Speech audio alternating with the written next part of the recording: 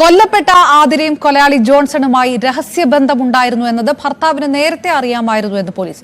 കുടുംബത്തെ ഉപേക്ഷിച്ച് ജോൺസൺ ഔസേപ്പിനൊപ്പം പോയാൽ കുഞ്ഞിനെ കൊന്ന് താനും ആത്മഹത്യ ചെയ്യുമെന്ന് പൂജാരിയായ ഭർത്താവ് യുവതിയോട് പറഞ്ഞിരുന്നതായി പോലീസ്. രഹസ്യബന്ധത്തിന് വിവരം ബന്ധുക്കളെ ഭർത്താവ് അറിയിക്കാതിരുന്നത് അപമാനഭാരത്താലാണ്. രഹസ്യബന്ധത്തെക്കുറിച്ച് സൂചന ലഭിച്ച ആതിരയുടെ പിതാവ് ജോൺസണെ നേരത്തെ മർദ്ദിച്ചതായും കണ്ടെത്തലുണ്ട്. ഡാൻ കുര്യൻ ചേരുന്നു. ഡാന്, വിവരങ്ങൾ ഏതെല്ലാം തരത്തിലുള്ള വെളിപ്പെടുത്തലുകളാണ്? വളരെ ഒരു പ്ലാൻഡ് ആയിട്ടുള്ള ഒരു കൊലപാതകം ജോൺസൺ ചെയ്തു എന്നതിന് കാരണം ഈ തരത്തിലുള്ള കാര്യങ്ങളൊക്കെ നേരത്തെ അതിലൂടെ കുടുംബം അറിഞ്ഞിരുന്നു. അത്തരത്തിൽ ജോൺസനെ ഭീഷണിപ്പെടുത്തുകയും മർദ്ദിക്കുകയും ഒക്കെ ചെയ്തിട്ടുണ്ടായിരുന്നു. അതുകൊണ്ട് കൂടിയാണ് എന്നാണോ മനസ്സിലാക്കേണ്ടത്?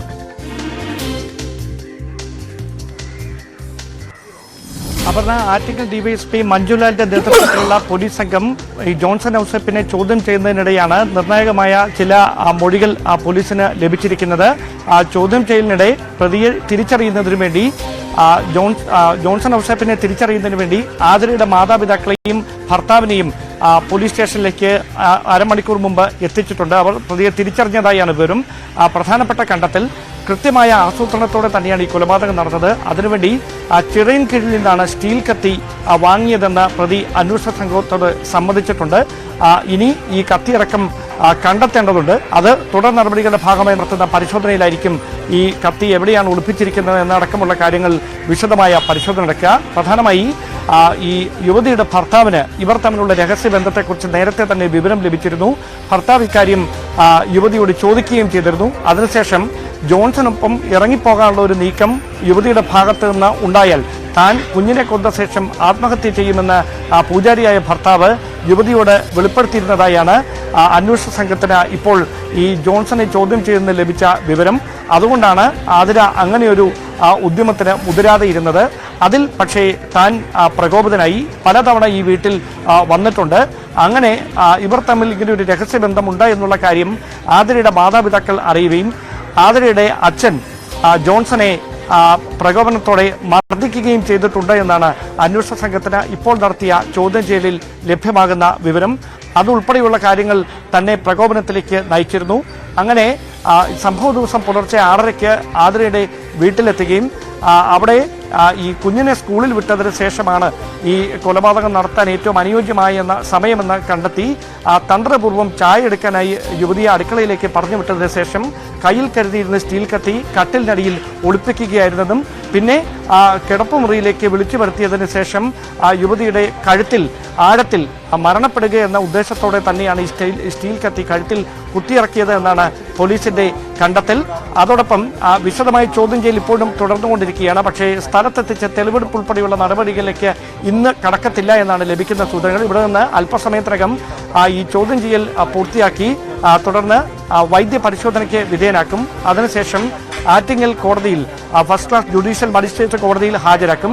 അവിടെ നിന്ന് പിന്നീട് കസ്റ്റഡി അപേക്ഷ സമർപ്പിച്ച് അവിടെ നിന്ന് കസ്റ്റഡിയിൽ വാങ്ങിയതിനു ശേഷമായിരിക്കും സംഭവ സ്ഥലത്തെത്തിച്ച് തെളിവെടുപ്പ് നടത്തുന്നതുൾപ്പെടെയുള്ള നടപടികളിലേക്ക് പോലീസ് കടക്കുക. എന്തായാലും ഏതാണ്ട് 2 മണിക്കൂറായി ഇപ്പോൾ പ്രതിയെ വിശദമായി തന്നെ ആറ്റിങ്ങൽ ഡിവൈഎസ്പി മഞ്ജുലാലിന്റെ നേതൃത്വത്തിലുള്ള പോലീസ് സംഘം വിശദമായി ചോദ്യം ചെയ്തുകൊണ്ടിരിക്കുകയാണ്. ഡാന, ചോദ്യം ചെയ്യൽ ഏതായാലും കുടുംബം ഈ തരത്തിലുള്ള ഭീഷണിയൊക്കെ നടത്തിയിട്ടുണ്ടെങ്കിലും ഈ കൊലപാതകം നടത്തിയത് ജോൺസൺ തന്നെയാണ്, മറ്റാർക്കും ഇതിനകത്ത് പങ്കില്ല എന്നുള്ള കാര്യം കൂടി സ്ഥിരീകരിക്കുന്നുണ്ട് പോലീസ് ഈ മിനിറ്റ് വരെ, അല്ലേ?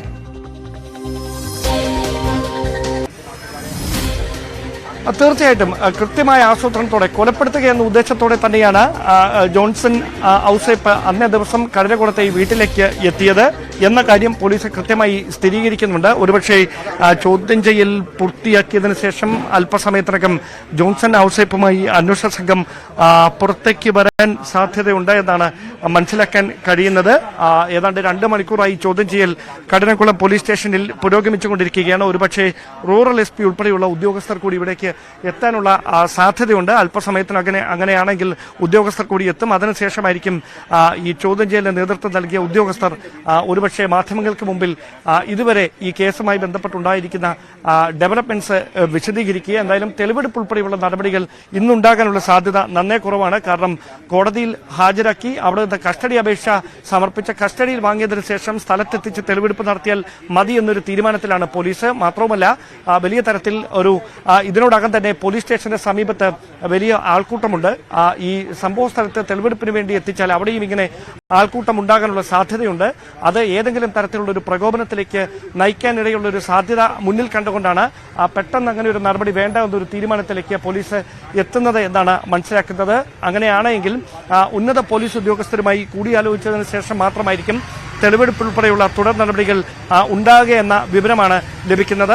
അല്പസമയത്തിനകം തെളിവെടുപ്പ് അതുമായി ബന്ധപ്പെട്ട ചോദ്യം ചെയ്യലിന്റെ ആദ്യഘട്ടം പൂർത്തിയാക്കി അന്വേഷണ സംഘം പ്രതിയുമായി വൈദ്യപരിശോധനയ്ക്ക് വേണ്ടി ആശുപത്രിയിലേക്ക് മാറും. ആശുപത്രിയിൽ വൈദ്യപരിശോധന പൂർത്തിയാക്കിയതിനു ശേഷമായിരിക്കും ആറ്റിങ്ങൽ 1-ാം ക്ലാസ് മജിസ്ട്രേറ്റ് കോടതിയിൽ ജോൺസൺ ഔസേപ്പിനെ ഹാജരാക്കുക. പിന്നീട് കസ്റ്റഡി അപേക്ഷ പൂർത്തിയാക്കിയതിനു ശേഷം കസ്റ്റഡി അപേക്ഷ നൽകി കസ്റ്റഡിയിൽ വാങ്ങിയതിനു ശേഷം തുടർ നടപടികളുമായി മുമ്പോട്ട് പോയാൽ മതി എന്നൊരു തീരുമാനത്തിലാണ് നിലവിൽ പോലീസ് ഉള്ളത്. കൃത്യമായ ആസൂത്രണത്തോടെ തനിക്കൊപ്പം ഭർത്താവിനെയും മകനെയും കുഞ്ഞിനെയും ഉപേക്ഷിച്ച് ഇറങ്ങി വരാൻ കൂട്ടാക്കാതിരുന്ന ആതിരയെ കൊലപ്പെടുത്തുക എന്ന ഉദ്ദേശത്തോടെ തന്നെയാണ് കഠിനംകുളത്തുള്ള അവരുടെ വീട്ടിലെത്തി ഈ കൊലപാതകം നടത്താൻ ജോൺസൺ തീരുമാനമെടുത്തതെന്നാണ് പോലീസിന് പ്രാഥമിക ചോദ്യം ചെയ്യലിൽ ലഭിച്ചിരിക്കുന്ന വിവരങ്ങൾ. ഡാൻ കുര്യൻ വിവരങ്ങൾ നൽകിയത്.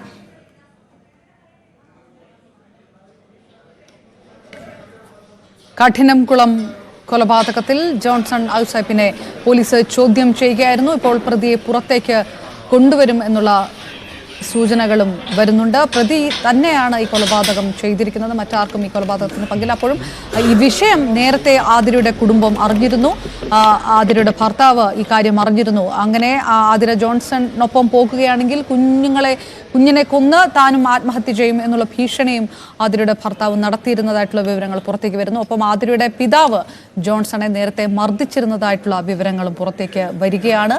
ഈ രഹസ്യബന്ധം നേരത്തെ പുറത്തറിഞ്ഞതാണ് എന്ന് പറയുന്നിടത്ത് ഒറ്റ ദിവസം കൊണ്ടുണ്ടായിട്ടുള്ള ഒരു ആസൂത്രിത നീക്കമല്ല ഇതിനകത്ത് നടന്നത് എന്നുകൂടി വ്യക്തമാകുകയാണ്. ഡാനിലേക്ക് വീണ്ടും. ഡാൻ, ഇപ്പോൾ പ്രതിയെ പുറത്തേക്ക് കൊണ്ടുവരുമോ?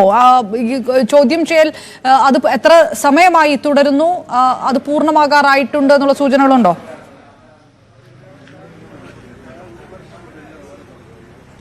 ചോദ്യം ചെയ്യൽ ഒരു ഘട്ടം മാത്രമാണ് ഇപ്പോൾ പൂർത്തിയായിട്ടില്ല.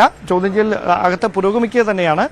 പക്ഷേ ഈ പ്രതിയുടെ ശാരീരിക ബുദ്ധിമുട്ടുകൾ കൂടി കണക്കിലെടുത്തുകൊണ്ടാണ് ദീർഘമായ ഒരു ചോദ്യം ചെയ്യലിലേക്ക് ഈ ഒരു ഘട്ടത്തിൽ പോലീസ് കടക്കാത്തതെന്നാണ് ലഭിക്കുന്ന സൂചനകൾ. ഇന്നലെ വൈകിട്ടാണ് കോട്ടയം മെഡിക്കൽ കോളേജ് ആശുപത്രിയിൽ നിന്ന് ഡോക്ടർമാരുടെ സംഘം ആരോഗ്യ പ്രശ്നങ്ങൾ ആശങ്കപ്പെടേണ്ട നിലയിലില്ല എന്ന ഉറപ്പ് ലഭിച്ചതിനെ തുടർന്ന് ഇവിടെ നിന്ന് പോയ കഠിനംകുളം പോലീസ് സ്റ്റേഷനിൽ നിന്ന് പോയ ഉദ്യോഗസ്ഥർക്ക് പ്രതിയെ കൈമാറിയത്. അവിടെ നിന്ന് ഡിസ്ചാർജ് സർട്ടിഫിക്കറ്റുമായി ഇന്നലെ രാത്രി തന്നെ കോട്ടയം മെഡിക്കൽ കോളേജ് ആശുപത്രിയിൽ നിന്ന് പോലീസ് സംഘം മംഗലപുരം സ്റ്റേഷനിലേക്കാണ് ആദ്യം എത്തിയത്. അവിടെ നിന്നാണ് പ്രതിയെ അതീവ രഹസ്യമായി ഇന്ന് പുലർച്ചെ കഠിനംകുളം പോലീസ് സ്റ്റേഷനിൽ എത്തിച്ചത്. കാരണം വലിയ തരത്തിൽ ഇത് വാർത്തകളിൽ നിറഞ്ഞ ഒരു സംഭവമാണ്. മാത്രവുമല്ല ഈ പ്രദേശത്ത് ഒരു ആളുകൾ വൈകാരികമായി പ്രതികരിക്കാനുള്ള ഒരു സാധ്യത കൂടി പോലീസ് മുന്നിൽ കാണുന്നുണ്ട്. അതുകൊണ്ട് തന്നെ ഇതിനോടകം പ്രതിയുമായി പോകുന്ന വഴികളിൽ കൂടുതൽ സുരക്ഷ ഒരുക്കാൻ പോലീസിന് നിർദ്ദേശം നൽകിയിട്ടുണ്ട്. ആ പശ്ചാത്തലത്തിൽ സമീപ സ്റ്റേഷനിൽ നിന്നുള്ള പോലീസ് ഉദ്യോഗസ്ഥരോട് കഠിനംകുളം സ്റ്റേഷനിലേക്ക് എത്താനുള്ള നിർദ്ദേശമാണ് നൽകിയിരിക്കുന്നത്. അങ്ങനെയാണെങ്കിൽ കനത്ത പോലീസ് വലയത്തിൽ തന്നെയായിരിക്കും പ്രതിയുമായി